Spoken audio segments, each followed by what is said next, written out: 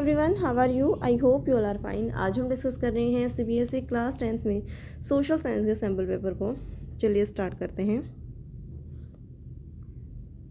Question number first है हमारा, what does the silk route refer to? Silk route किससे संबंधित है? आंसर होगा हमारा option number B, west bound Chinese silk route. Question number 2 है हमारा, जिसमें हमें कुछ इवेंट दिए गए हैं जिसे हमें क्या लगाना है, सीरीज में लगाना है। फर्स्ट है हमारा coming of Simon commission to India. 1928 के अंदर जो है ये भारत आया था साइमन कमीशन। नेक्स्ट है demand of Purna Swaraj in Lahore session of Indian National Congress. Indian National Congress के द्वारा पूर्ण स्वराज की मांग जो लाहौर अधिवेशन में की गई वो की गई थी 1929 के अंदर। थर्ड है गवर्नमेंट ऑफ इंडिया एक्ट 1919 के अंदर। चंपारण सत्याग्रह 1917 के अंदर हुआ था। तो हमारा आंसर बनता है, सबसे पहले होगा हमारा चंपारण सत्याग्रह, उसके बाद 1919 का अधिनियम है और उसके साथ ही साइमन कमीशन भारत आए हैं, फर्स्ट हो जाएगा। और उसके बाद लास्ट ऑप्शन बनेगा पूर्ण स्वराज की मांग लाहौर सेशन के द्वारा जो की गई है, यानी हमारा क्रम बनता है ऑप्शन नंबर डी।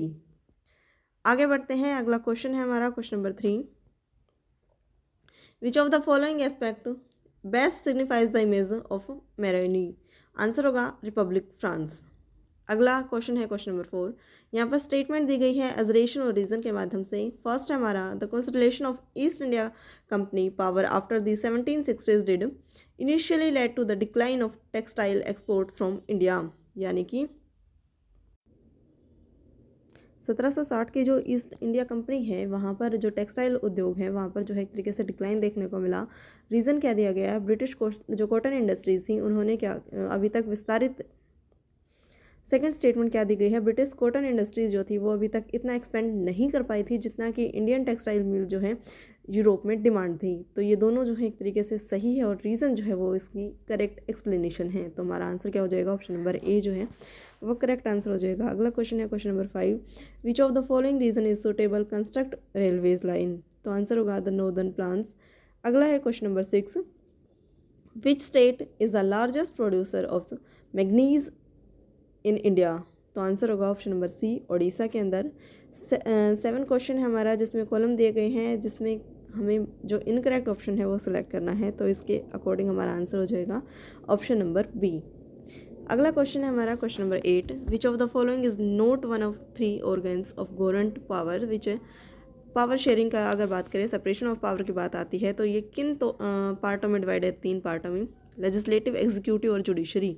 ये तीनों जो हैं ये अंग माने जाते हैं, जबकि ब्यूरोक्रेसी जो है वो इसके आंसर नहीं है। तो हमारा आंसर नोट है, हमसे पूछा गया था, तो आंसर क्या हो जाएगा, ऑप्शन नंबर बी। अगला क्वेश्चन है question number 9, in the data of schedule language of India which is the second highest in the proportion of speakers after Hindi? Answer हो जाएगा ऑप्शन नंबर सी जो है बंगाली। अगला क्वेश्चन है हमारा question number 10, identify 2 reason that state that caste alone can not determine elections in India, यानी कि हमें 2 ऐसे ऑप्शन जो है सिलेक्ट करने हैं जिसके प्रूव होगा कि जो भी इलेक्शन लड़े जाते हैं वो केवल कास्ट के बेसिस पर नहीं जीते जा सकते।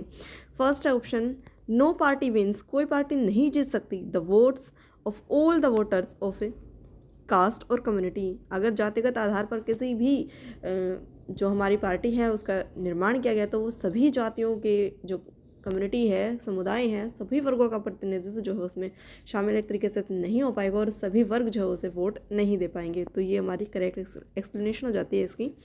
सेकंड है हमें some political parties are known to favor some caste and are seen as their representative.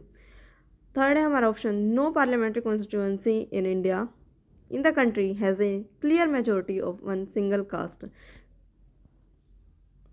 ये ऑप्शन जो है एक्यूरेट प्रतीत होता है क्योंकि कोई भी पार्टी जो है वो क्लियर मेजोरिटी नहीं ला सकती किसी भी एक कास्ट के बेसिस पर। डी ऑप्शन दिया गया है, mobilising and securing political support has brought new consequences among the lower caste. Second और जो लास्ट ऑप्शन हमें दिया गया है ये कहीं ना कहीं इलेक्शन के बारे में एक्यूरेट है, लेकिन हमसे पूछा गया है कि कास्ट के बेस पर जो है हमारा आंसर डिटरमाइन होना चाहिए कि कास्ट के बेस पर जो है इलेक्शन किस प्रकार जो है वो नहीं जीत सकती। तो ए और सी जो है वो क्लियरली जो है इसी ओर इशारा करे, तो हमारा आंसर हो जाएगा ऑप्शन नंबर ए, जिसका आंसर है फर्स्ट और सी। अगला क्वेश्चन है हमारा question number 11, what does the picture depict. तो आंसर होगा हमारा corporate American controls all major institution of the country. अगला क्वेश्चन है हमारा question number 12, which of the following statement is correct. Democracy can fully permanently resolve conflicts among different groups, यानी लोकतंत्रीय शासन पद्धति जो है वो सभी जो प्रॉब्लम है उनको रिजॉल्व कर सकती है, कन्फ्लिक्ट जो मुद्दे हैं अमंग डिफरेंट ग्रुप्स जो भी अलग अलग समुदायों के बीच हैं। अगला आंसर क्या दिया गया हमें, सॉरी ऑप्शन दिया गया है dictatorship can fully permanently resolve conflicts among different groups. अभी हमसे पूछा गया क्या तानाशाही शासन व्यवस्था जो है वो सभी मुद्दों का परमानेंटली हल निकाल सकती है, विवादों का जो डिफरेंट ग्रुप्स के अंदर पैदा हुए हैं। तो ये दोनों जो हैं गलत हो जाएंगे, क्योंकि कोई भी जो गवर्नमेंट है पूरी तरीके से किसी भी तरीके से जो है इनका रिजोल्व नहीं कर सकती। तो आंसर क्या हो जाएगा हमारा ऑप्शन नंबर सी जो है वो आंसर होगा, no regime can fully and permanently resolve conflicts among different groups. अगला क्वेश्चन हमारा question number 13, how has there been power sharing in India. India में पावर शेयरिंग किस प्रकार कार्य करती है। And enumeration of legislative powers of centre and state in the constitution. Constitution के द्वारा जो है सेंटर और स्टेट के बीच जो पावर जो है वो डिसाइडेड की जाती हैं। सही है हमारा ऑप्शन बी है हमारा, self governing powers to the lower units, जो हमारी स्वायत्त जो है पावर्स दी जाती हैं, जो हमारी लोकल बॉडीज़ हैं उनको, जो निचली संस्थाएं जो मानते हैं जिन्हें हम जो सेल्फ गवर्निंग पावर्स है वो किसको दी जाती है, लोअर यूनिट्स जो है उनको प्रोवाइड की जाती हैं।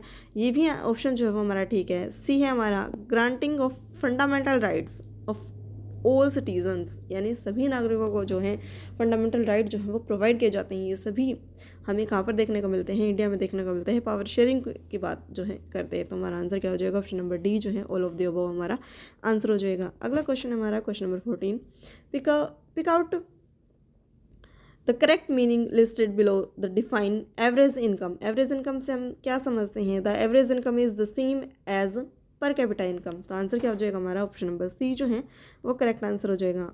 अगला क्वेश्चन है question number 15, both TISCO and Reliance Industries are owned by private company. Answer होगा हमारा प्राइवेट कंपनी। अगला क्वेश्चन है हमारा question number 16, what is the important form in which. अगला क्वेश्चन हमारा क्वेश्चन नंबर 16 विच। अगला क्वेश्चन हमारा question number 16, what is the important form of each. Next question है हमारा क्वेश्चन नंबर 16 विच। अगला क्वेश्चन है हमारा question number 16, what is the important form. Next है हमारा question number 16, what is the important form in which people hold money. लोग जो है कहाँ पर ज़्यादा से ज़्यादा जो है मनी को रखते हैं। आंसर होगा बैंक डिपॉजिट, यानी ऑप्शन नंबर बी जो है वो हमारा करेक्ट हो जाएगा। अगला क्वेश्चन दिया गया है क्वेश्चन नंबर 17, एमएनसी जो है वो कीप इन माइंड, वो अपने माइंड में क्या रखती हैं, certain factors before setting up production. जबकि उत्पादन करते हैं वो सबसे पहले अपने माइंड में क्या लेकर चलते हैं, identify the incorrect option from the choices given below. सबसे पहले वो देख लेते हैं कि availability of cheap skilled and unskilled labours, ये तो वो देख कर चलते ही हैं। तो हमसे पूछा गया था कि इनकरेक्ट स्टेटमेंट क्या है। सेकंड है प्रॉक्सिमिटी ऑफ मार्केट्स, ये भी वो देखते हैं। इसके साथ ही presence of a large number of local competitor, कोई भी कंपनी जो है वो ऐसा नहीं देखना चाहेगी। तो ये हमारा आंसर जो वो एक तरीके से गलत हो जाता है। ऑप्शन नंबर डी जो दिया गया है वो है फेवरेबल गवर्नमेंट पॉलिसीज़। सभी जो एमएनसीज़ हैं या सभी जो सेक्टर है वो चाहते हैं कि गवर्नमेंट जो हो ज़्यादा से ज़्यादा उन्हें सपोर्ट करे, गवर्नमेंट पॉलिसी उनके फेवर में हो। अगला क्वेश्चन है हमारा question number 18, under employment occurs.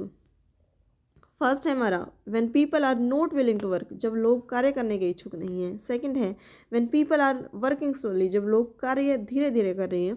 When people are not paid for their jobs, जब लोगों को उनकी जॉब के अकॉर्डिंग जो है कार्य जो सैलरी है वो नहीं मिल पा रही है उनके। जबकि हमारा आंसर क्या होगा, व्हेन पीपल आर वर्किंग, जब लोग कार्य तो कर रहे हैं लेकिन लेस देन, वो कम है, but they are capable of doing, जो उनमें क्षमता है उससे कम पर वो कार्य कर रही हैं। आंसर हो जाएगा ऑप्शन नंबर डी। अगला क्वेश्चन हमारा question number 19, what would the most promising source of energy 50 years from and now and why. Answer होगा हमारा option number B, solar energy, because it is not exhaustible, क्योंकि ये कभी समाप्त होने वाली एनर्जी नहीं है। अगला क्वेश्चन है हमारा question number 20, an argument in which the lender supplies the borrowers the with money goods and services it return for the promise of future payment refers to, यानी कि कोई भी सामान जो है वो ख़रीदा है लेकिन उसकी पेमेंट जो है वो बाद में की जाएगी, तो एक तरीके से किस पेमेंट को रेफ़र कराइए। आंसर होगा ऑप्शन नंबर सी जो है क्रेडिट को।